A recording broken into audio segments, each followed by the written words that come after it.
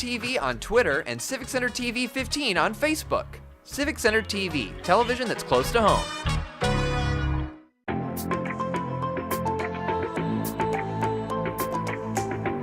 Stay tuned for the Splash Live.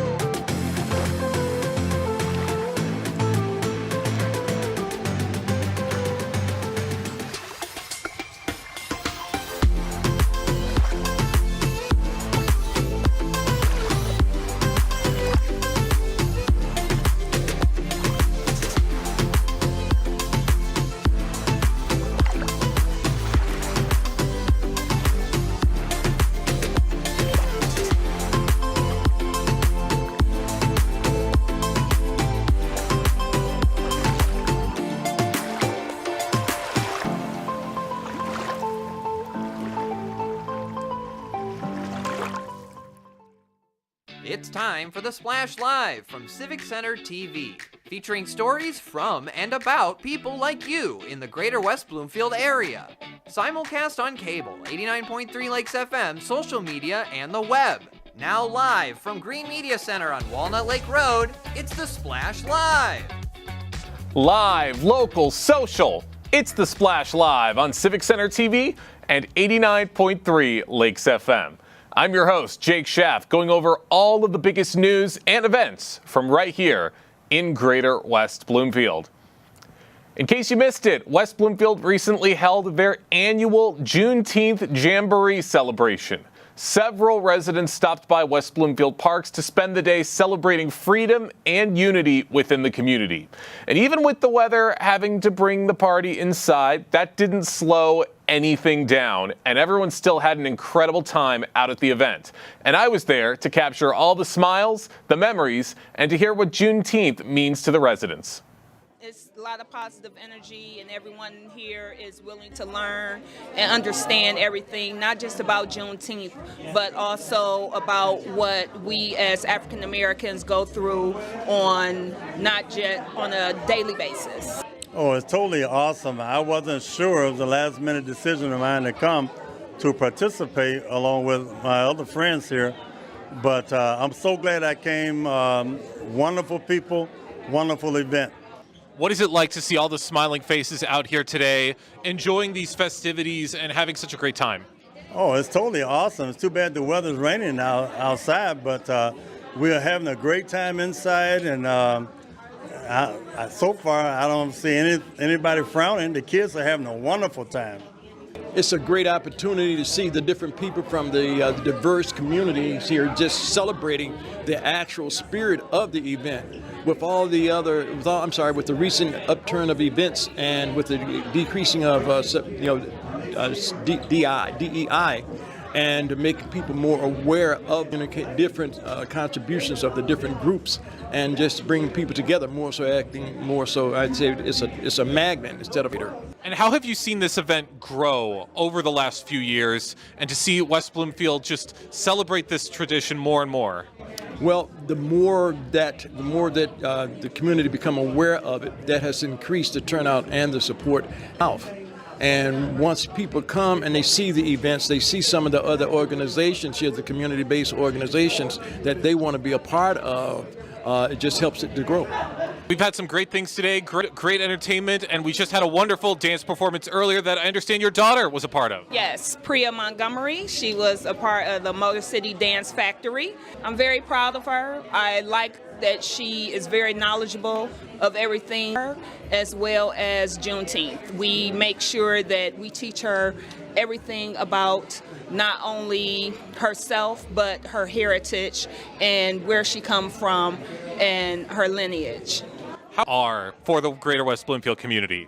It's very great, because you need to not only understand the people in your household, you also need to understand the people in your community and be able to their feelings and their heart and what they go through. What do you hope is the biggest thing everybody takes away from being a part of this Juneteenth celebration? That we need to do our homework and understand that there are a lot of things that have not been exposed to information and the history of all of our cultures, and that the children would ask their own family members to share their legacies and the ancestors, information from their own ancestors, and realize how. Screen right now if you're watching on Civic Center TV. You can check out the full episode hosted by Tyler Kieft and Thais Leverett to catch everything from the Juneteenth celebration. The incredibly talented Alex Shire is making his 5th appearance at the Village to kick off the Sylvan Sunsets Outdoor Concert Series on Friday, June 27th.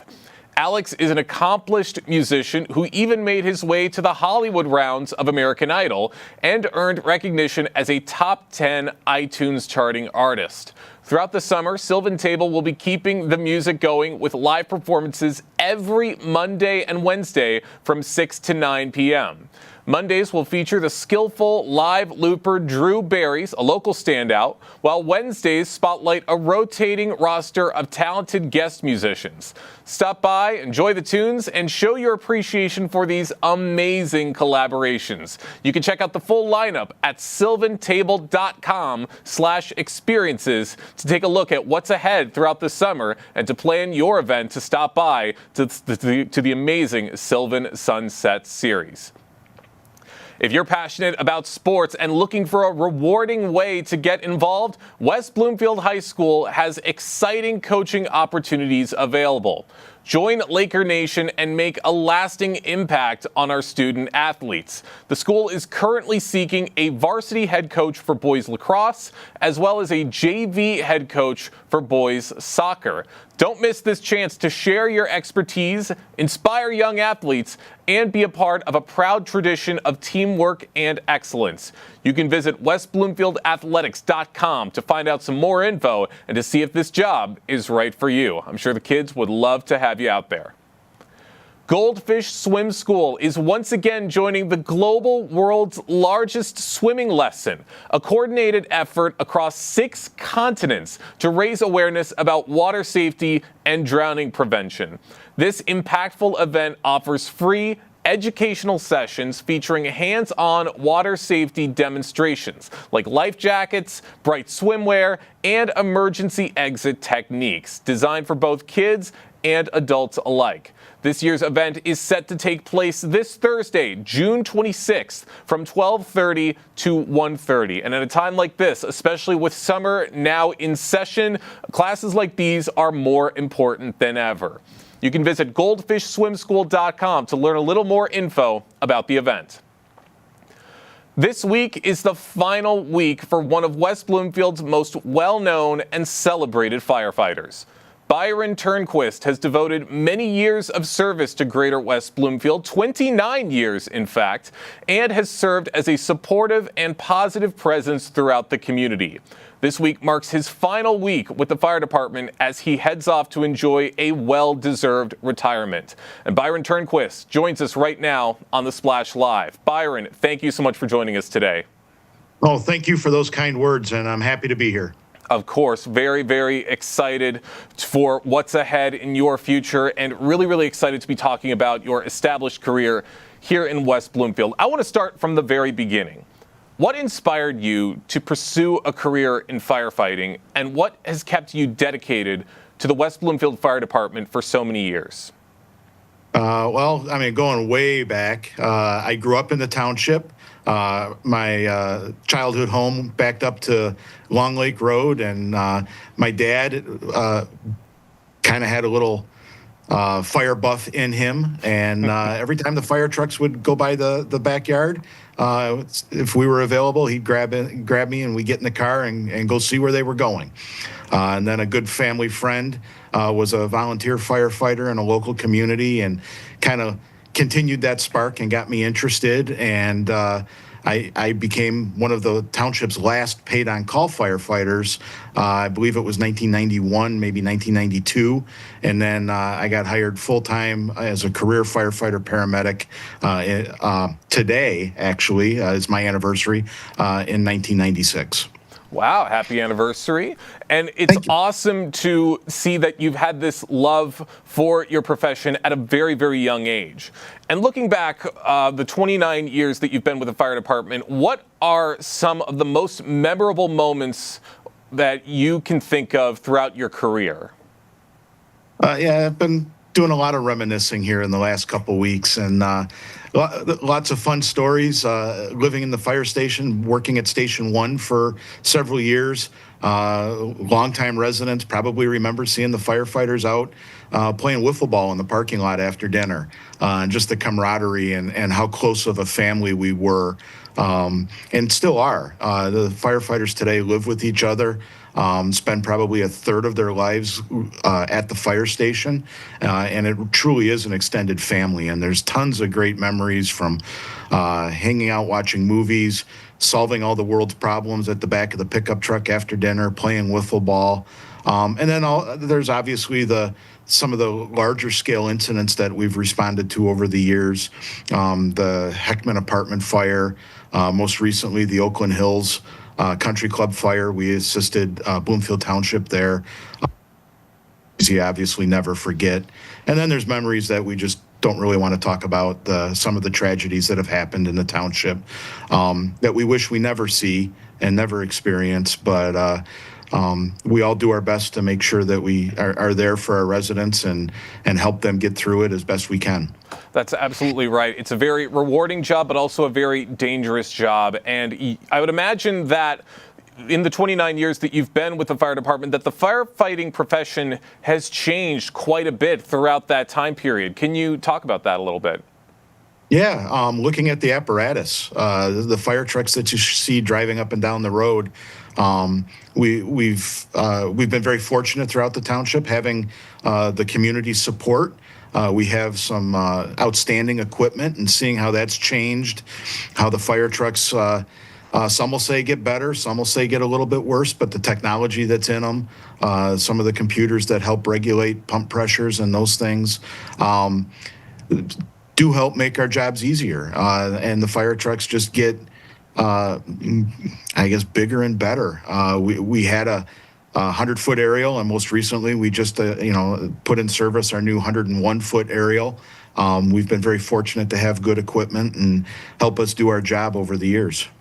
That's absolutely right, and I got a chance to check out the brand new fire truck with the fire station. It's incredible and is certainly going to be put to a lot of great use throughout the community. For those just joining us right now on the Splash Live, I'm talking with West Bloomfield Fire Marshal Byron Turnquist, talking about his 29 years of service to the West Bloomfield Fire Department as he prepares to head off into retirement this week. Now, Byron, how do you feel as you prepare to close this chapter after serving the community for so long? To be honest, it's a weird feeling. There's a point in your career where it's just you feel like the time is right to move on and let the next generation take the reins, and I think we're there. I have bittersweet feelings. I'm not ready to necessarily hang up the helmet and give up the job, but the time is just right to let that next generation move in and take the Fire Marshal Division to the next level. Very, very interesting, and you're absolutely right. It's sometimes you just know it in your gut that you can tell that the moment is right. And you just talked about look ready for the next generation of firefighters. What advice would you give to the next generation of firefighters starting their careers? Again, we've had outstanding community support throughout my entire career in the township. The public safety millages, just day to day talking to residents throughout the community, outstanding support. And I hope that all the new firefighter paramedics are open enough to talk and listen and learn from the residents that have been here for a long time, share their concerns, be there for them and help where we can. And just keep your eyes open and learn a lot, learn as much as you can, and have a safe and healthy career. That's absolutely right. And there's a lot of great things that they can learn being a part of a community like this. And community plays a role in so many things. And you've been such a staple throughout the West Bloomfield community over the past few years. How has working closely with the West Bloomfield community influenced you outside of work? Oh, that's a tough question. I'm really never outside of work. That phone rings at 3:00 in the morning. My wife is not going to miss that. That going into retirement, that's probably the one big thing I'm looking forward to is being able to take a break and kind of separate. Again, it's been an outstanding career. Been very fortunate, again, working for the community, being there for the community, trying to do good things, trying to be proactive, working with our residents, working with our developers, working with our business owners.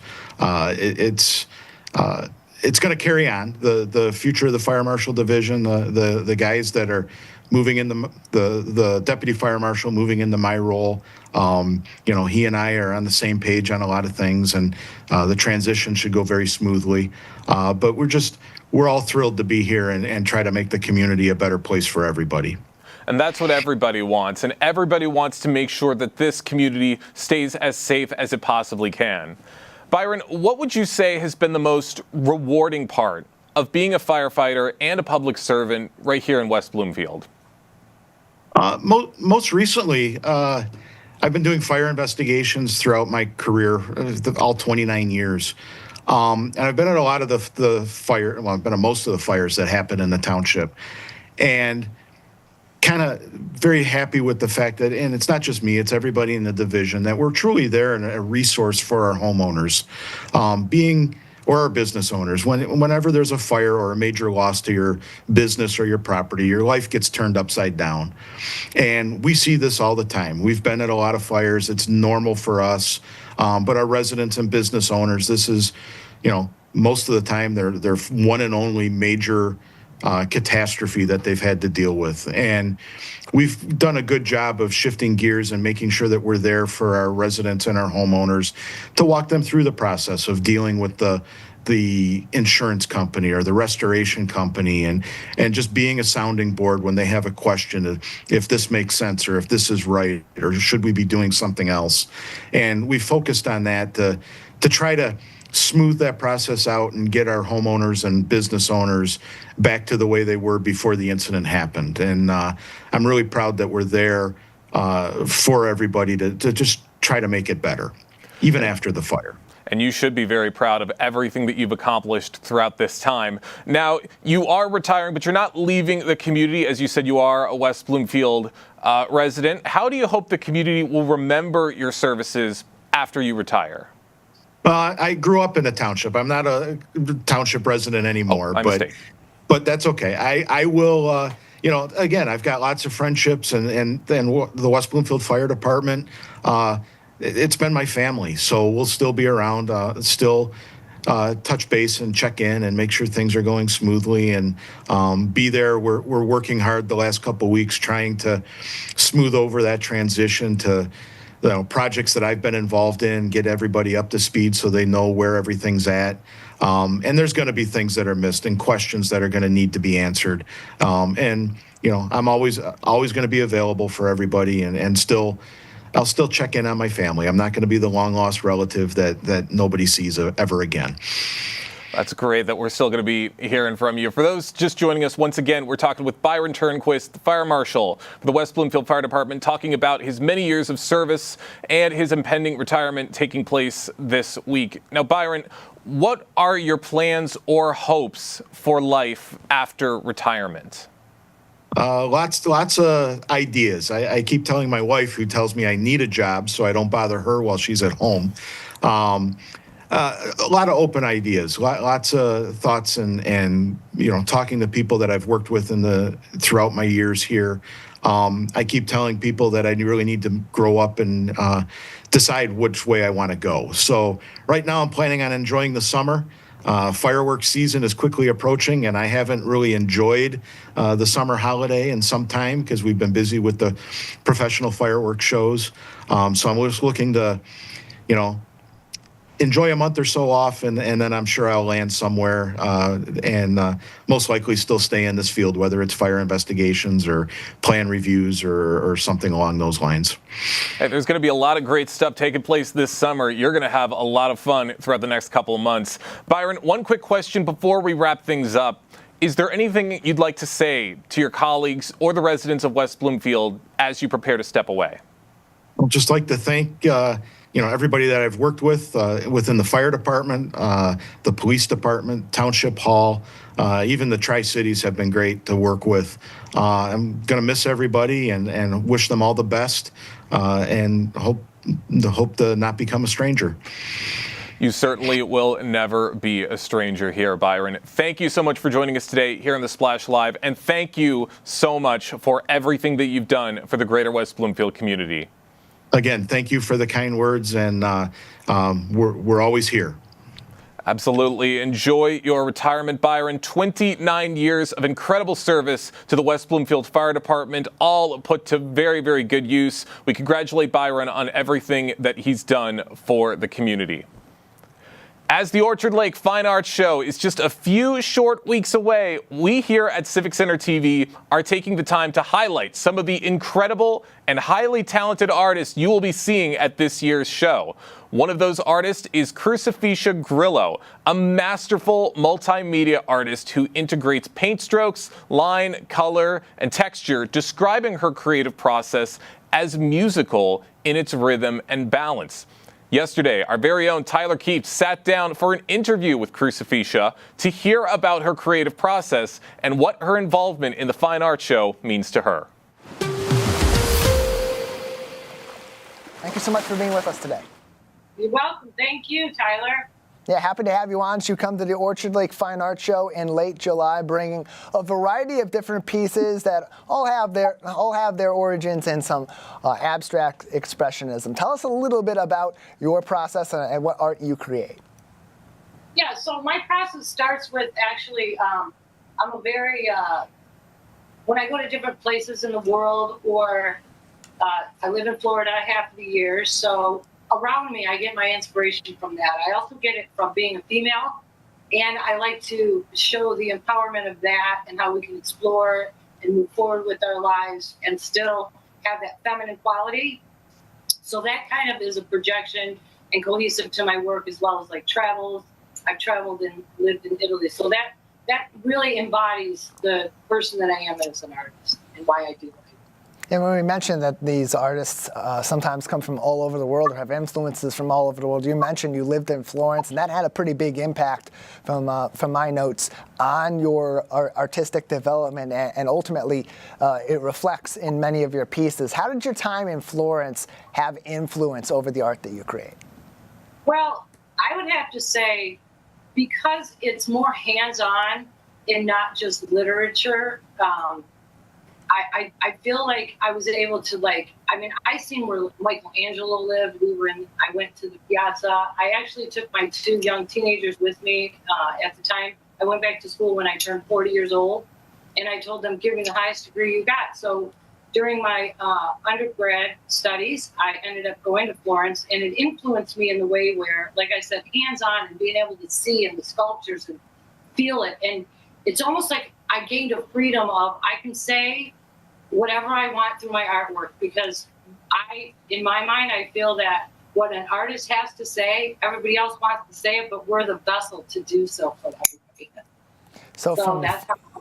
And so from Florence to Florida to Michigan, so many of these places, they have influence in all of your pieces. But you've also described your art as being in part musical too. So how does music or that sort of musical rhythm or melody play a role in how you design the art you're bringing to Orchard Lake? Yeah, that's a good question, Tyler. So when I began to do my process, I actually put my paints, I'm in my studio, so I put my paints, I consider it like a symphony where I could paint without even having to know visually where the colors are. And so it creates like this symphony to where it enables me to process the work prolifically, as well as it's like I'm singing to my own beat, so it's like a symphony just taking your own music and taking that and bringing it into my world of art. So that's kind of how I feel a symphony is, where it's like a cohesive, the music is just cohesive, but everybody kind of works together and it creates like a symphony, you know. So that's what the way I look at it, and that's how I feel about it. The Orchard Lake Fine Art Show returns to Powers and Daly Roads just off of Orchard Lake in West Bloomfield, July 26th and 27th. That's a Saturday and a Sunday. Many of the artists that will be there will be featured on our show in the coming weeks. And today, that includes Crucifisha Grillo, who joins us on the Splash Live, a mixed media artist who spends her time both in Florida and close to home right here in the state of Michigan. Crucifisha, when you ultimately come to the Orchard Lake Fine Art Show in late July, people walk up to your stand, they see your art. What are the immediate feelings you hope are invoked in them, or what they take from viewing and hopefully purchasing your pieces? Well, I'll tell you what, Tyler, because I want to show you this, is because, so I do mixed media, and I have a few types of bodies of work, right? So the first, one body of work consists of my females, which are here. And so these are in the interior of my tent. And so when they walk in there, I feel like they have like an empowerment as a female or as a male as well, but empowerment towards the female. And then I also have my sculptures here, which that takes that as well. So if you see how I've taken my old world from being in Italy, and I've taken that and I make my sculptures, so that embodies the woman as well. And then, Tyler, I have back here, this is an actual one I just finished, and it is from a picture I had taken years ago in Florence. I'm going to be heading to Italy again this year, as well as I have artwork in Florence, and it's going to go to Milan and Rome. But this one here is indigenous to wood itself. I have created on red cedar. And the red cedar, what it does is it absorbs the paint very well, but each one of my edges, I want people to know, and when they see that I use high quality, because I feel like my artwork deserves to be on something that is meaningful. So the wood that I use is red cedar, and I take and break all of these edges, everything here, and then it goes in onto, I piece it all together, kind of like a puzzle. So I want people to see and recognize that I'm very diverse in my artwork. You know, yes, it's about the female when you first walk in, but it's the female who travels to all these places. So cohesively, I feel like that embodies, you know, that. So that's what I feel. I feel like it's a freedom. It just, I just feel free. I feel free when I make my artwork, because it's my own world, and then I can share it with others, and I want it to touch their heart. You know, so that's why I'm here on this earth. And that's such a big part of what art plays in people's lives. It's exploration, it's creativity, it's relaxation, but there's also that nurturing element to it. How much of a factor do you think that plays, not only in your design, but ultimately when you go to these art shows and you're interfacing with customers, ultimately their appreciation of what you've created? Great question. So I have a client that I've been in touch with from last year, from this actual show in West Bloomfield at the Orchard Lake Fine Art Show. And since then, a wonderful person. She purchased quite a few of my pieces. I went to Fort Lauderdale. I met up with her. She made me dinner. It was great. And then as I was there, she decided she wanted another piece. I commissioned one for her as well. So I am very personable. And when people buy my pieces, I'm hoping that they will understand that they're buying a piece of me, and therefore their heart and life are going to be touched by what I created. And I know that somehow it's almost as if it was made for them, you know. So that's what I vision in my mind. We only have a limited amount of time for these interviews on the Splash Live. You will have unlimited time at the Orchard Lake Fine Art Show to explore so much art from so many incredible artists at one of the top 100 art shows in America, as voted 12 times by Sunshine Artist Magazine. The Orchard Lake Fine Art Show, July 26th and 27th in West Bloomfield Township. Joining us on the Splash today is Crucifixia Grillo, who's one of the many artists you will see there. And Crucifixia, we thank you so much for your time today and showing us your art. Thank you so much, Tyler. I hope to see everybody there. It's a great show. Crucifixia is right. It is a great show. And the more and more of these artists we have on the show, that we've had on the show so far, and we're going to have in the coming weeks, it just makes me all the more excited. I can't wait to see her out there, all of the other incredible artists, and I can't wait to see you out there as well for the Orchard Lake Fine Art Show. We're just getting started here on the Splash Live. Plenty of other big stories and topical stories to get into right after this. Live, local, social. It's the Splash Live on Civic Center TV and 89.3 Lakes FM. We'll be right back with the Splash Live. Hi, I'm Senator Rosemary Bayer, and I want to say congratulations to Civic Center TV for 1 million views on YouTube. I just want to thank all the people at Civic Center TV for being such a great community partner for me and the entire community, for bringing us serious news and some seriously fun stories all about our community directly to us. I'm State Senator Rosemary Bayer, and I'm proud to be 1 in a million.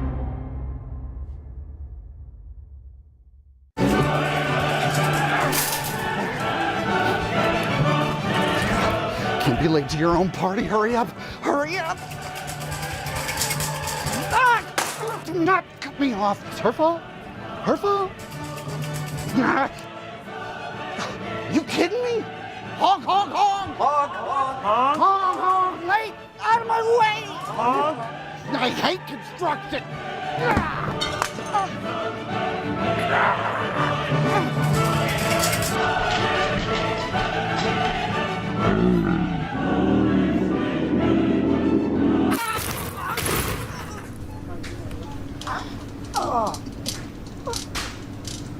You should have slowed down. My party.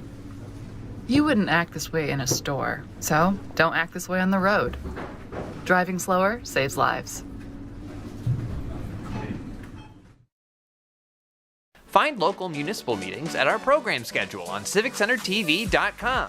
Find when your meetings air live or when they're replaying on our Civic Center TV live stream. Find it all at civiccentertv.com and click schedule at the top of the screen.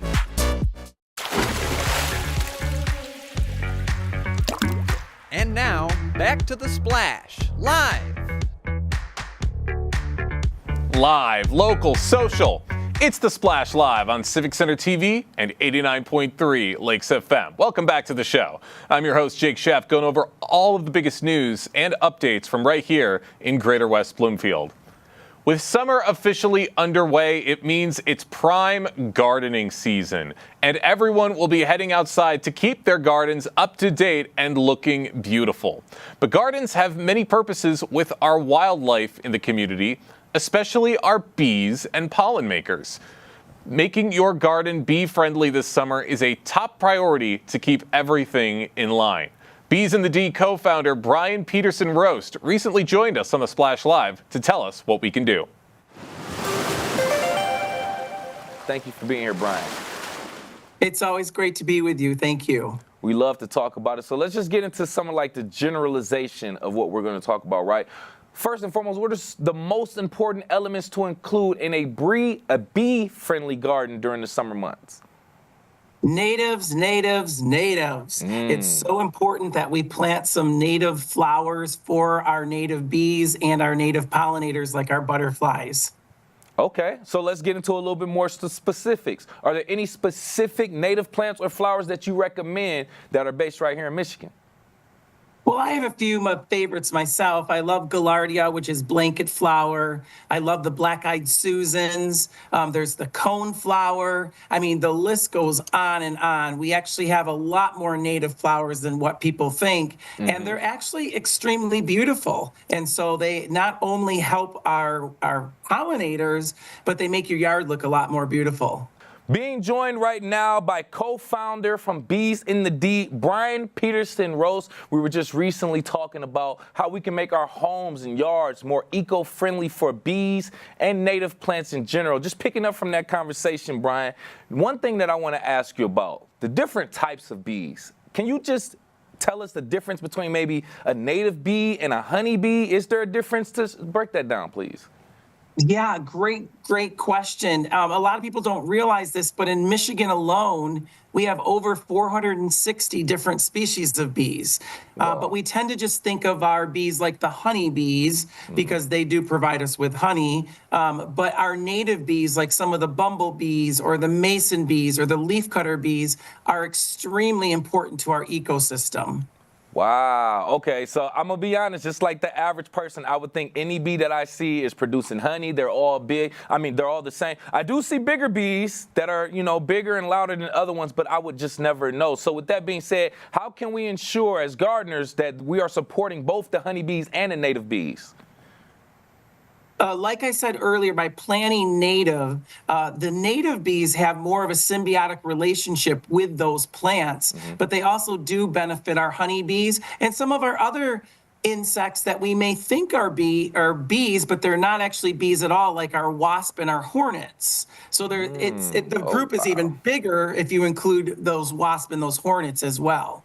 Woo! Now we're going down a dangerous path. I am scared of those wasps and those hornets, but I'm pretty sure they serve a purpose though, right? But let's kind of get into the other part. So for the people who are aware of pollination in their yards and kind of do their best to set up pollinator gardens, what are some common mistakes you might have seen or heard of when people try to create these pollinator gardens, and how can they avoid those mistakes? Well, weeds can become a big problem. And so you have to kind of, especially at the beginning of putting these plants in, kind of be on top of things to keep those weeds from overcrowding those natives. But that's the great thing about natives. They actually are used to our climate here in Michigan, and so they don't need quite as much care as maybe some of the annuals that we plant that need to be watered quite continuously. Our natives are designed to maybe go through a little bit of a drought. And then what's nice about them is they spread and they come back every year. They're perennials, so you don't have to keep planting them each year. So I guess that's not really mistakes. That's just kind of the benefits of having the natives. Yeah, good note to have. Good note to have in our mind when we are preparing our pollinator gardens in general. Okay, so one thing I do want to kind of bring up for our gardeners and people who want to keep maybe pests and other insects away from different parts of their garden, what are the dangers of using some pesticides or herbicides, even those that are labeled bee-friendly or pollinator-friendly? Yeah, unfortunately, sometimes we want to take the easy route and we want to use some sprays or some pesticides to get rid of some of the pest insects or even some of the plants that we don't like. But what we kind of forget is they don't necessarily target just those pest insects or just those plants that are kind of weeds or plants that we don't want. And so it can then affect the whole ecosystem, and those pollinators can take those poisons back to their nest, or it can unfortunately kill them as well. There's just so much that we got to be aware of when it comes to that. We have to be so gentle when it comes to our nature. Sometimes we just think of nature as just being completely sustainable and just continuously just growing and just rebuilding itself, and that's not always the case. We can damage, sometimes permanently or just long-term damage, a lot of the things that nature provides us, and that can easily affect the ecosystem. So I'm glad you kind of broke that down as well. With me right here live on The Splash, by the way, co-founder of Bees in the D, Brian Peterson Rose, just talking about bees, native bees, the difference between honeybees and native bees, and also native plants and how we can best prepare our pollinator gardens. Just a couple things I want to get across from you before we let you go over. Are bees more prone to living and making their homes in the sunnier areas, the shaded areas? Like what certain garden layouts or features are more inviting to bees? Yeah, bees like the sun. They love the heat. Really? But it kind of makes sense because that's also where most of the flowers grow the most successfully as well. Okay. And so they're going to be in that nice hot sun partnership. So yeah, they prefer the sunny locations, although they will go into shady locations to find some pollen and nectar from some of our plants that may grow in a little bit more of a shady location. But yeah, the sun is the preferred spot. Gotcha. It would make sense. I mean, I prefer the shade and the hot sun, but they're built a little bit different than we are. So besides that, what are some a few other impactful actions individuals can take to help bees in our community, maybe even beyond planting? Water is so important. It's the essential for life. And so by having water baths or a bowl with rocks in it that allow our pollinators to come and get a drink, it can be a huge help for them as well. But I do want to caution you, if you have standing water, it also does attract some of our pest insects like mosquitoes. So you want to keep that water changed so that you don't help the mosquito population along as well. But water is definitely something that our pollinators need. And then you've already brought up, just avoid those pesticides, avoid those herbicides that can be harmful to our pollinators. 100%. I can say it myself, Brian, but it means so much more when it always comes from an expert, and we appreciate that. I know we ran through a lot of different topics. Anything else that you want to give out to our community, our gardeners in the West Bloomfield community before we let you go? No, I just want to add that we love our partnership with West Bloomfield. We've already did our Beekeeper for a Day tour, which was so much fun to get some of the community members in the hives. And I just would encourage you to continue to watch and follow some other events that we have coming up. We probably are doing again our Honey Sommelier event a little bit later into the season, which is quite a unique event where you get to learn to smell and taste different honeys, much like wines. And so it's always fun for us to get to do that. I know the Pollinator Palooza is coming up. So all kinds of fun things that we get to be a part with West Bloomfield Parks especially. Yeah, learn a little bit more about nature. Treat these bees differently when you know a little bit more about them. That's what I'm taking away from it. But I thank you so much again for your time and your knowledge. Once again, co-founder of Bees and a D, Mr. Brian Peterson Rose. Thank you again for your time. Thank you so much for having me again. Important ways to keep your gardens up to date and safe for everyone and everything in the community. But we appreciate Brian Peterson Rose for stopping by and for sharing this information right here on the Splash Live. Greater West Bloomfield loves its volunteers, and a couple out of Walled Lake is among our community's most active givers of their time. Patty and Tony Soma are beloved volunteers in Walled Lake Schools, one of the several districts educating our community. And you have also seen them giving their time at events such as the Heroes Appreciation Breakfast. Now they have received their due recognition as Volunteer Community Action Awardees from the Walled Lake Consolidated School District. And both of them recently joined us on the Splash Live to tell us about this incredible honor. Patty, Tony, thank you so much for joining us today. Thank you. Thank you. Glad to have you both on. Patty, I'll start with you. What inspired you and Tony to get involved with the Oakland Livingston Human Service Agency, otherwise known as OLHSA? Well, Ulsa and I have been associated many years. It started when I started going to meetings, and then it just snowballed from there until I joined their board of directors. And my segment is I represent senior citizens. They do so much for so many people. It's an agency that serves. It's one of 27 community action agencies in the state of Michigan. There's over 1,000 throughout the country, and they began in 1964 with the poverty plan with then President Johnson, with his war on poverty. And basically, there are 80 programs that serve from cradle to grave.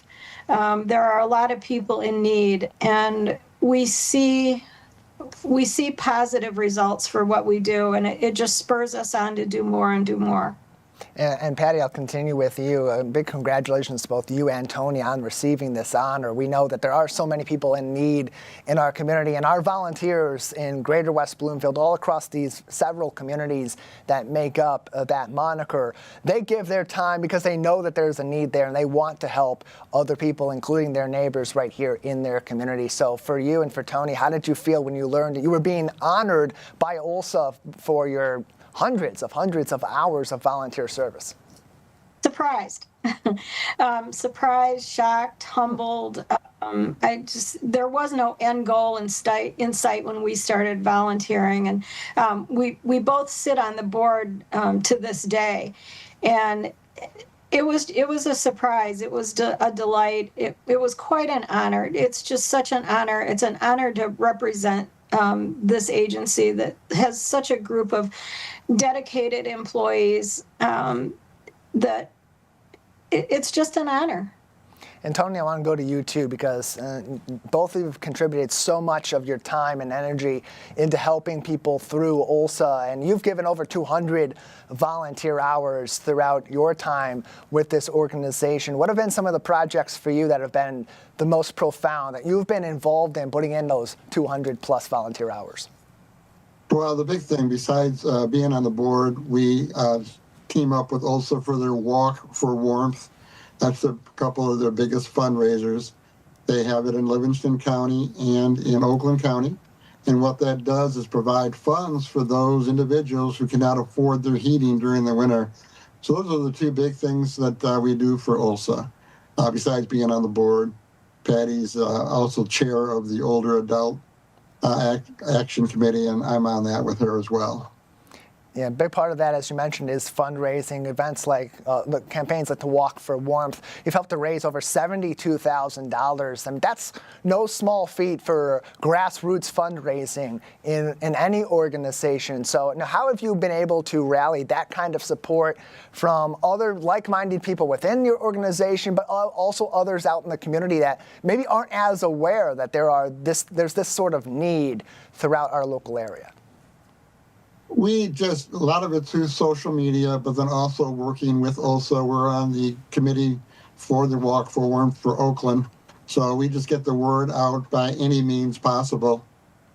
And Patty, for you on this side, Tony mentioned the Walk for Warmth campaign. We know this is something that is very close to your heart as well. What drives your passion for this particular campaign in particular, in addition to all the other work that you do with the Oakland Livingston Human Service Agency?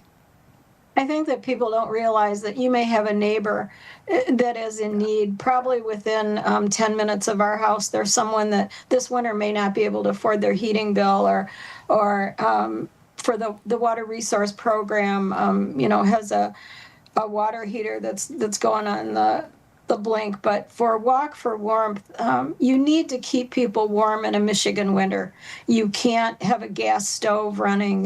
You're endangering your life. So basically, these funds are being raised and they're targeted just to keep the citizens' heat on.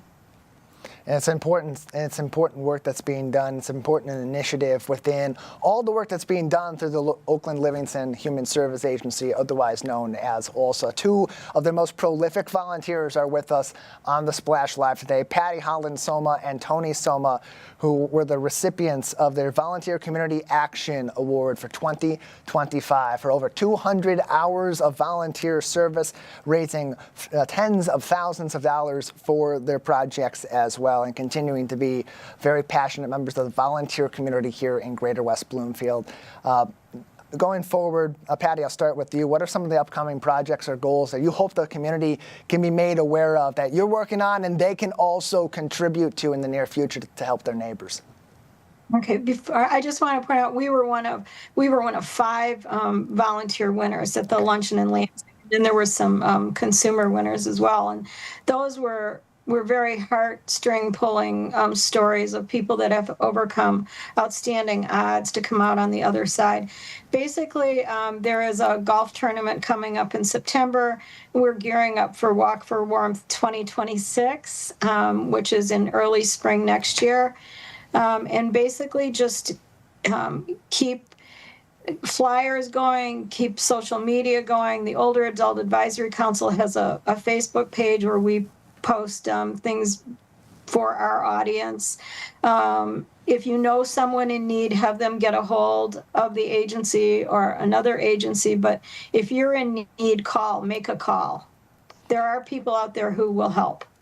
And Tony, I want to go to you too before we let the both of you go today. I want to thank you both for your time once again. But Tony, for those that may be looking to get involved and they want to help out in the community, they want to volunteer. I know that what tends to be a bit of a blockage for them at the onset is they don't know how to get started, how to take those first steps. What's your advice for people that want to take a leap into volunteerism in their community?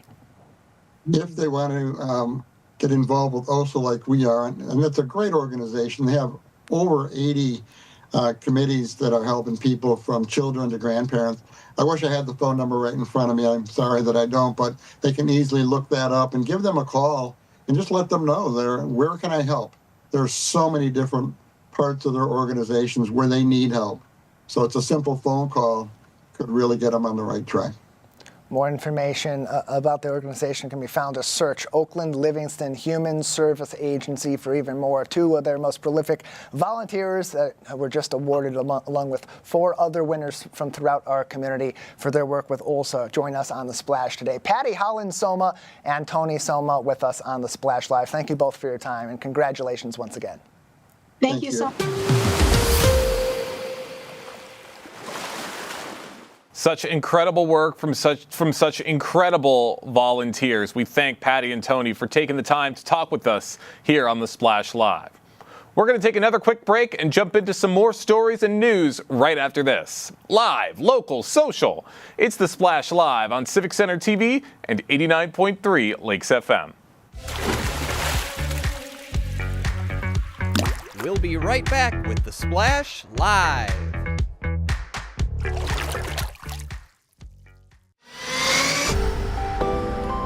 So much is happening in your community.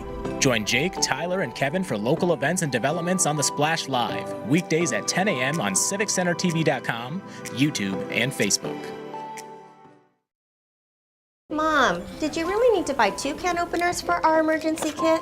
I can't help it. They're 2 for 1. What's this? We need to keep our family communication plan safe in case of an emergency. Thanks, Tita. We should think ahead to keep Mom and Dad safe when it floods this year. I've got an evacuation route loaded in my phone. I've got an updated list of Dad's meds. And I've got just what we need to get them to take this seriously. Start a conversation with your family and plan together for emergencies.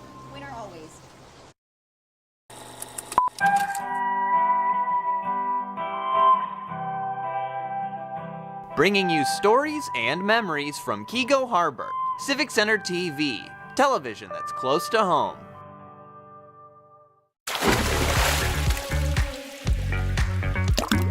And now, back to The Splash, live. Live, local, social. It's The Splash Live on Civic Center TV and 89.3 Lakes FM. I'm your host, Jake Schaff. Welcome back to the show. Now, considering that we are currently underway in summer, a lot of people are probably thinking that maybe now is the time to pick up a brand new skill. And one of those skills that is very popular all throughout Greater West Bloomfield is pickleball. And Pickle Rage is going to be offering some intro to pickleball classes throughout the summer months. And by the way, Pickle Rage is also soon to be celebrating their 1-year anniversary right here in Greater West Bloomfield. The general manager, Jesse Francisco, recently came on The Splash Live to tell us more.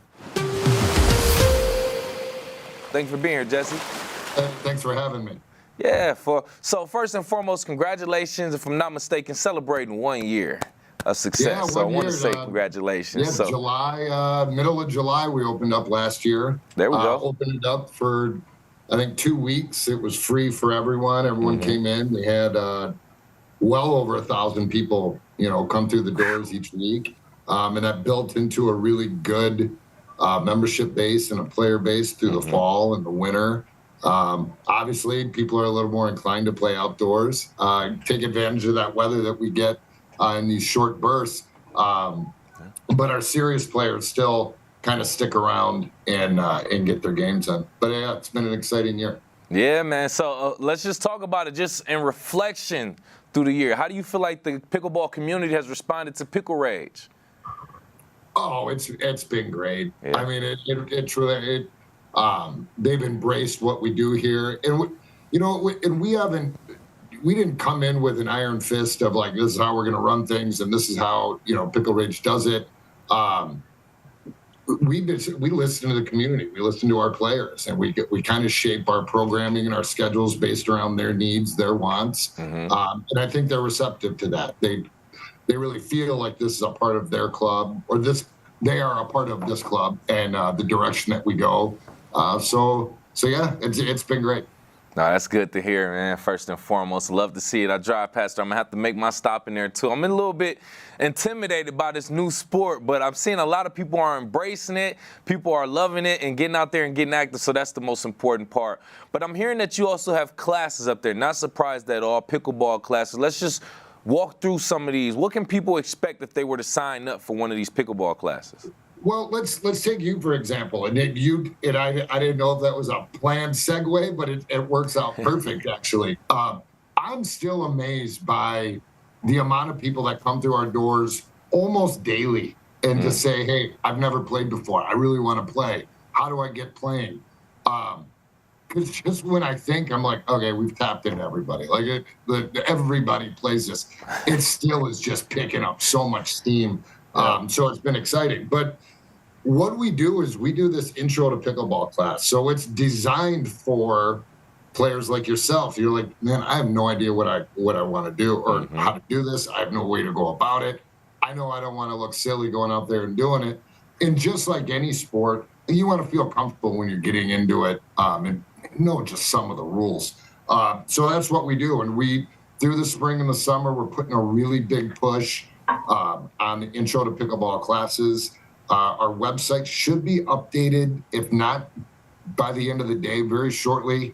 A very quick and easy way to register and get information on intro to pickleball. Okay. That's a free 1-hour clinic, and that just introduces you to the game a little bit. From there, you would go into what we call our beginner series clinics, and that's a 101, 201, 301, 401 level. You may have to hang around in the 101 a couple times just till you get those skill sets down. Then you move up to the next skill set.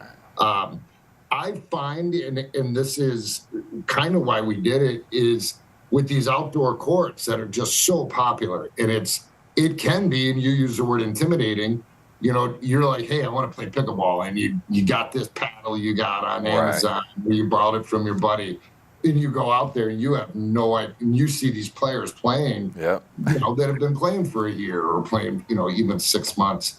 And you're like, I can't, I don't want to do that. So we offer kind of like this safe haven and embrace all these new intro players. Like, look, you can learn your game here with other players that are on your skill set. And then you progress together. So you build your own community. So I'm very excited to build up this next crop of pickleball players and welcome them into our family here. Let's go. And you know what? I'm glad you just said that, because that's great for a segue. I want to ask you for a question coming up. But with me right here live on the Splash, by the way, General Manager for Pickle Rage in West Bloomfield, right there on Orchard Lake Road, by the way, Jesse Francisco, just talking about being about a year in business right here in servicing our community, and just talk about some of these Pickle Rage pickleball classes as well. Now, I want to talk about the people that are going through there and actually playing pickleball, right? I don't know who I would expect to be there. Maybe I would expect like big athletic young people, but just talk about some of the trends that you're seeing and people who are signing up for these classes and coming through and playing pickleball. Well, I tell you, I got whooped by about a 65-year-old woman the other day, and I mean whooped. So it doesn't matter. We have one of the other things we do here about building this culture is we do a series of junior clinics and junior, I don't really call them camps, but it's just places that parents can bring their kids in. We teach a holistic way of teaching and teach them the right way to do it, teach them good sportsmanship. And that starts as early as age 6. So, I mean, we have them in here that young. And then we go all the way, I'd say off the top of my head, the oldest player, mid-70s. Ooh, you know, let's go. I mean, you get a lot of, the sport is transitioning. You know, it's a lot harder hitters. It's a faster game. But there's a defense for that. You know, I would say the majority of my group of players is what I would call my advanced intermediates. That's a rating, you know, from a 3.5 to just on the cusp of a 4.0. That's kind of where the majority of my players lie. And that's all ages and demographics. There is no, I can look at somebody and say, oh, you'd be a great pickleball player, because it just doesn't matter.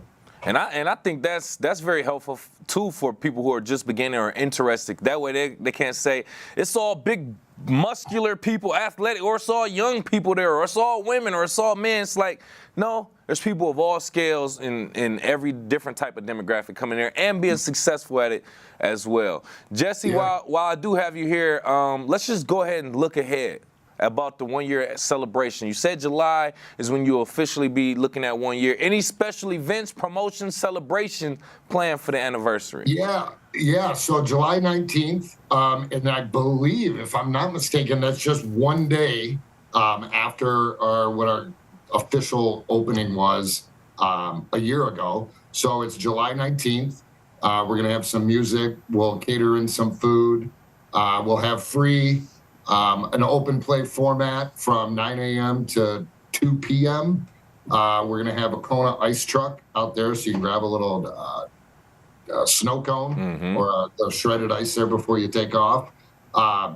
It's just going to be a fun atmosphere. We'll have raffles that go on throughout the day. It's basically just come in, play pickleball, have some lunch, grab a Kona ice, listen to some music, hang out with some friends. Hopefully you win some prizes. And really, it's just a thank you to all of the players that play with us regularly and the ones that just swing by once in a while, because they're all equally important to us.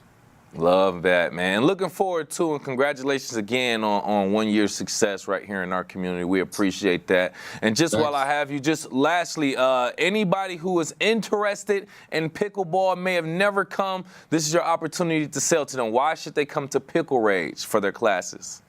It's just, I mean, it starts with our courts and our surfaces. It's a cushion X surface. It's easier on the hips, easier on the joints. We have 3 certified pickleball coaches that can take all that range from all the way to I've never held a paddle to your advanced 4.0 and plus players. So we're here for everyone. We provide an experience for everyone. And it's just from my staff to the members that we have here, everybody's just welcoming, warm, inviting you into the sport because it grows the sport everybody's passionate about. I challenge you, if you've never played before and you find someone that plays, just ask them, be like, oh, you play pickleball, what do you think about it? And just watch the way they light up and watch the way they get excited. It's nothing I've seen before. It's crazy. No, that's a fact, though. Everybody I talk to about it, they're so excited, so much energy comes out of them, and I appreciate that. I love that. You gave them a lotto ticket. Like the way they light up about it. Like, oh, how long you been playing? Just a month, but I'm addicted. And like, man, all right. Yeah. And that's how I was. You know, to be honest, I started this and I never held a paddle. I just kind of selfishly did it for the business end of it. Because I wanted to get on this ride. Yeah. And now, man, at least 4 days a week I'm playing. That's at crazy. least I try to get some work in, but it's too hard. I got my courts right out there. Yeah, no, and it's good. Like I said, it's giving us an excuse to get out and get some physical activity going, and that's something that's going to be beneficial. I mean, to be honest, the difference between outdoor and indoors, my surface is never wet. It's never windy in here. It's always 69 degrees, you know, so you beat that heat. There's no sunshine blaring in your eyes. You're not going to get sunburned because we got to watch that up here. So it's ideal. It's perfect conditions, perfect courts, perfect conditions, and you can't beat it. Nah, you selling it, Jesse. Hey, thank you so much again for your time and your information, and hopefully we get more people out there to Pickle Rage West Bloomfield. General Manager for Pickle Rage West Bloomfield, Jesse Francisco. We appreciate you. Hey, take care. Thanks for having me.